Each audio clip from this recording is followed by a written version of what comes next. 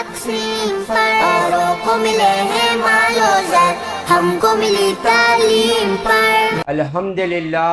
الحمدللہ رب العالمین، والصلاة والسلام علی سید المرسلین وعلی آلہ واصحابہ اجمعین ومن تبعہم بإحسان الی یوم الدین، اما بعد۔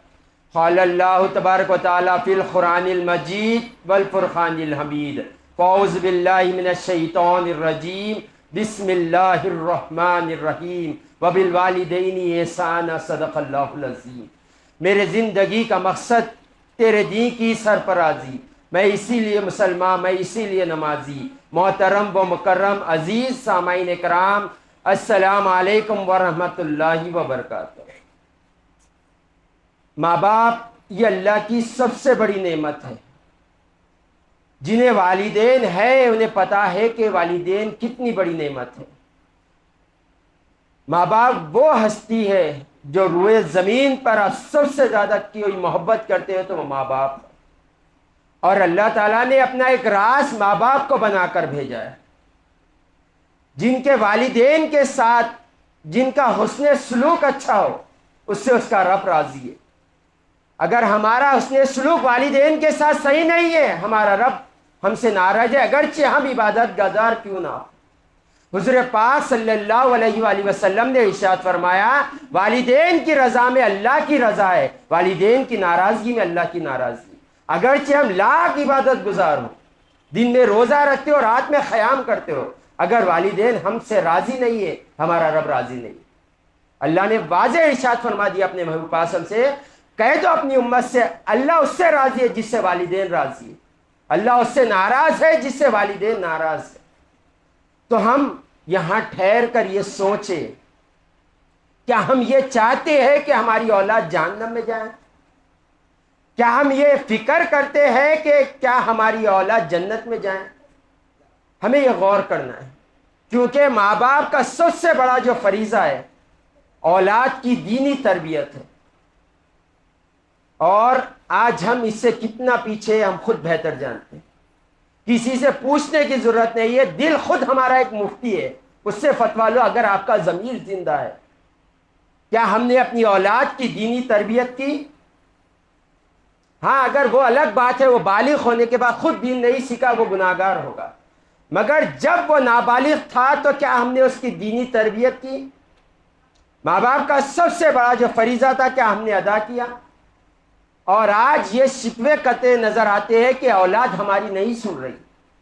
کیوں سنے گی؟ جب سنانے کا وقت تھا، جب لاڑوں میں بچوں کو کلتن کر دیتے ہو، اور جب بچے بڑے ہو جاتے ہیں جب سمجھانے لگتے ہو۔ کیوں سمجھیں گے؟ جب سمجھانے کا وقت تھا، جب ہنسی مذاق میں کھیل دیتے ہو، اس کے فیوچر کے ساتھ کھلواڑ کرتے ہو، اس کی آخرت کے ساتھ مذاق کرتے ہو، اور جب بچہ یہ بڑا ہو جاتا ہے، صحبت بری کر لیتا ہے، اس کے بعد رونا روتے ہیں کہ ہماری اولاد نافرمان ہو۔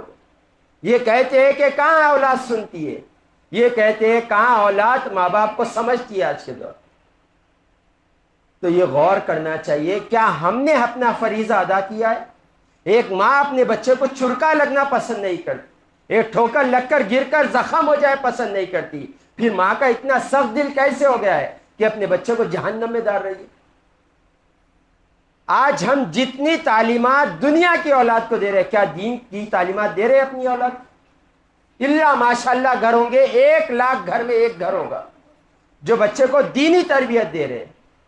یہ ہرگز نہ سوچے کہ یہ دینی تربیت دے تو بچہ کریں گا کیا، وہ کیا کریں گا، کیا ہوگا اس کا، اللہ نے اس کا فیوچر لکھ دیا ہے۔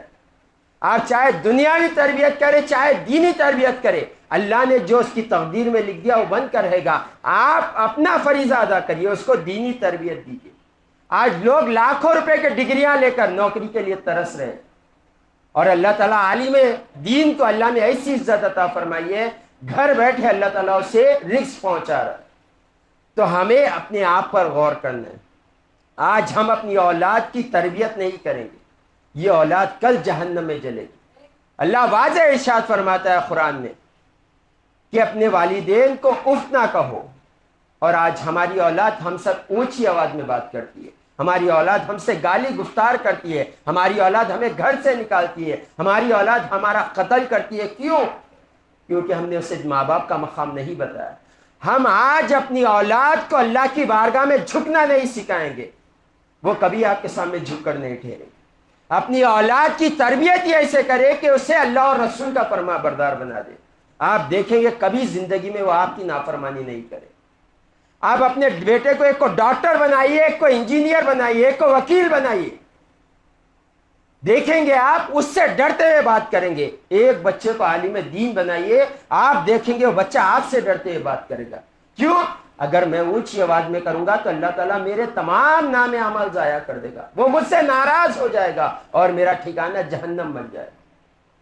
اپنی زندگیوں کو دیکھیں، اپنی اولاد کی آخرت کی فکر کرے ماں باپ۔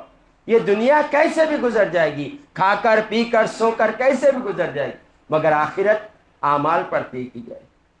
جو ماں باپ آج فخر کرتے اپنی اولاد پر، یہ ہماری اولاد ہے، اگر آپ ان کی اچھی تربیت نہیں کریں گے، یہی اولاد ہاتھ پکڑ کر جہنم میں لے کر جائے گی۔ جو آج دل کا سکون، آنکھوں کی ٹھنڈک ہوتی ہے اولاد، اگر ان کی دینی تربیت نہیں کرو گے، انہیں نیک صالحین نہیں بناؤ گے، کل جہنم میں ہاتھ پکڑ کر لے کے جائے گی۔ حضور پاک صلی اللہ علیہ وسلم نے ارشاد فرمایا، ایک عورت 4 مردوں کو جہنم میں لے کر جائے گی۔ تو فکر مند ہو جائے ماں باپ کہ ہم بھی جہنم میں لے جائیں گے، ہماری اولاد کو بھی جہنم میں لے جائیں گے۔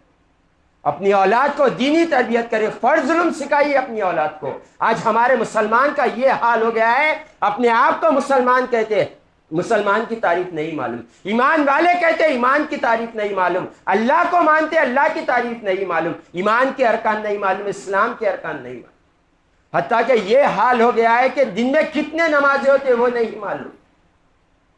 اور یہ حال ہمارے گھر کا ہے، میں خود یہاں لوگوں کو دیکھتا ہوں، لیڈیز کو پینٹ لگاتے مہینہ گزر جاتا ہے ہاتھوں پر، نہ وضو ہوتا ہے نہ غسل ہوتا ہے۔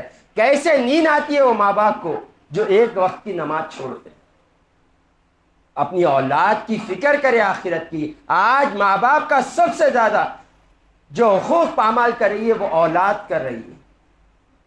اولاد کو اگر بچانا ہے، بچوں کی دینی تربیت کرے، بچے کے ساتھ وہ گالی دے تو اسے دوہرانے نہ لگائے، اسے سخت منع کرے، اس کی صحبت کو دیکھے، اس کی سنگت کو دیکھے، جس کے ساتھ اٹھ رہا ہے، کس کے ساتھ بیٹھ رہا ہے، اس کے کیسے دوست ہے، معلوم کرے لوگوں کے ساتھ۔